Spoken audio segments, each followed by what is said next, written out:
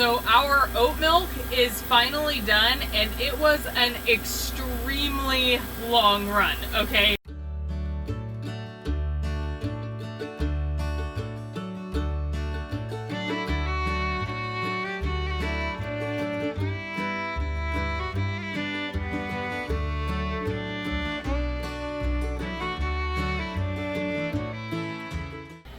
Hi you guys, welcome back to Kirshner Farmstead.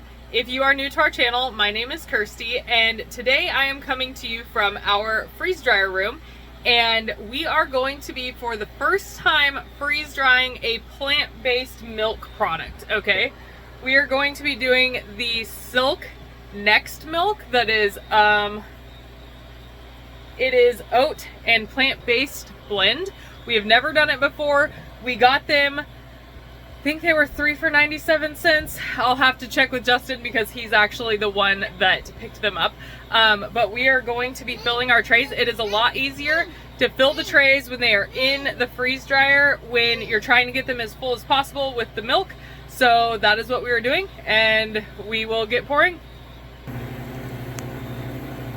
So I'm sure you guys can tell that it is a lot easier to get the trays super full when you are filling them in the freeze dryer, okay? If you're trying to fill these trays up and then move them, you are not going to get them as full as possible. See that? Like, I'm getting them up to the very top edge, as full as I can get them. Okay, you guys, so we were just like maybe a cup shy on our 1.5 gallons, but we got as much in there as we could. And now, if you see, it says warm room temperature, of course, because it's super hot here, but we are going to hit continue because our drain valve is closed. We personally do not drink dairy-free milk, but I feel like it's really important to have in our stockpile just in case, because we do have dairy-free family members. So it's nice to be able to use dairy-free powdered milk for them if a recipe calls for it, or have it on hand if they need it. So yeah, there's a lot of reasons to freeze dry dairy-free milk, especially if you find a good deal on it like we did, even if you are not dairy-free. All right, we will be back. All right, you guys, so our oat milk is finally done, and it was an extremely long run, okay? So we did have to put extra dry time on it today, so it's at 53 hours and 53 minutes actually, but that was just because we had to put extra dry time. We have been working on the pig pen all morning, which that is a video that you guys will see. Not sure that if we'll have it up before this one or not. But so we just didn't have time to get to the freeze dryer, so we just kept putting extra dry time on it. But that being said, even without that, it was over 40 hours of dry time for this run. So it takes a really long time to do oat milk.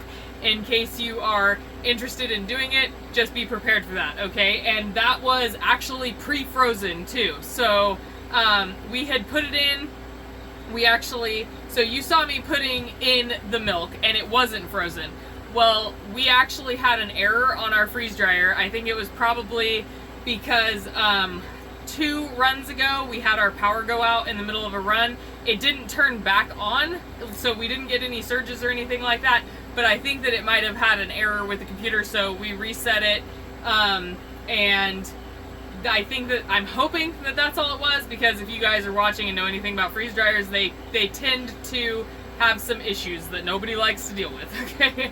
So, ours never has, and I'm really hoping that it never does, so hopefully it doesn't. But now, after the error, we had to completely shut it down, reset it, and then start the whole cycle over again. But the product was frozen that time, so it went in frozen and it still took over 40 hours, okay? So this has been quite the run. All right, but we are going to get this packaged up, and then we are going to do a taste test to compare the fresh, and because I still have some of the fresh, and then the freeze dried, and see how we all like it. I'm going to reconstitute it and actually let it get cold to make sure that it's a fair test, because I mean, nobody's going to want warm milk, right? Well, some people might, but the boys definitely won't. All right, so let's get this packaged up. Okay, you guys, so my packaging methods for milk, I try to keep pretty easy, and I just put about a quart of milk. I have a little bit more than a quart on each of my trays, but I try to keep one tray, which is about a quart per bag, and so that I know that I can pull it out and just reconstitute a little over a quart for each of my bags.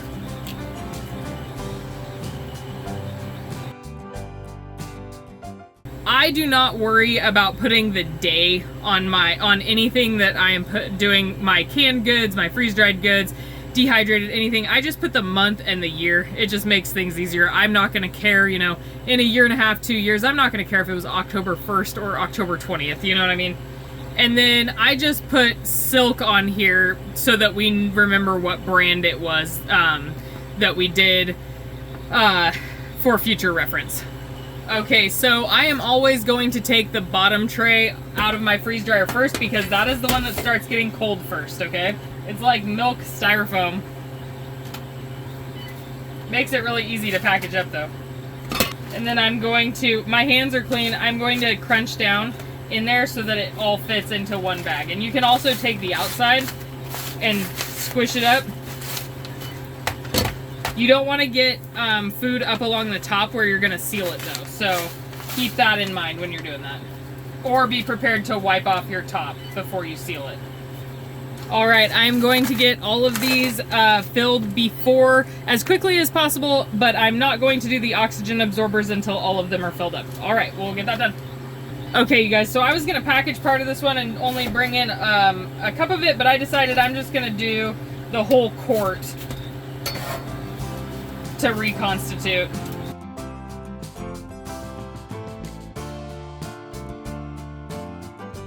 Okay, you guys, so as you can see, one tray of freeze-dried milk will fill up a quart-sized jar. So, and then when you reconstitute this, you are just going to fill it all the way up with water, and it's supposed to be 1-to-1, so we shall see how it goes.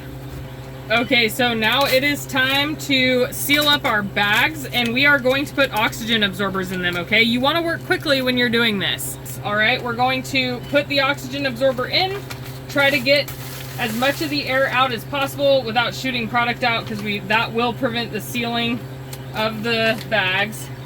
And then we are going to press down our impact sealer. You'll see that the red light is on. I hold it for just another second.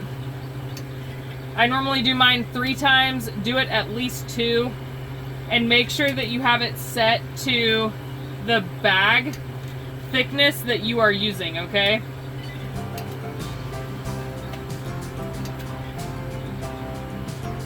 Sometimes mine takes a second to like heat up all the way, but all right, so there, that is sealed, and we are gonna get the other 2 done.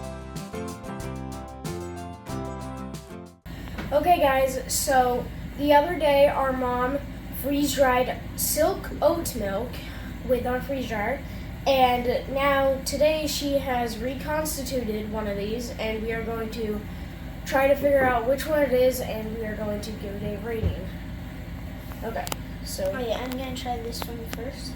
Okay. Ooh. Okay, tastes like silk milk. No.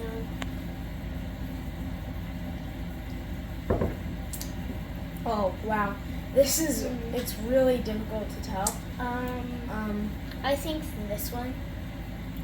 Or no, I think this it's one. this I one. think it's this one. So it's like you can barely tell the difference between the two. But there is a little bit of a stronger taste in this one, so Yeah. I'm going to have to say it's this one. You guys are right. That is the freeze-dried one on the right-hand side. It makes it a little, it makes it like a little sweeter. I give it, yeah. I give it a 10 out of 10. I think I'll give it a 9 out of 10. I think it's almost there. It's just freeze drying it makes it a little sweeter. Yeah, it's really sweet, and yeah. I think it's really good. It will definitely work if you can't drink normal milk and you want to store it. So if you can't drink milk, this is a perfect substitute for it. So if you guys enjoyed this video, please like, subscribe, and comment down below. Share with your friends, and have a great rest of your day. Bye. Bye.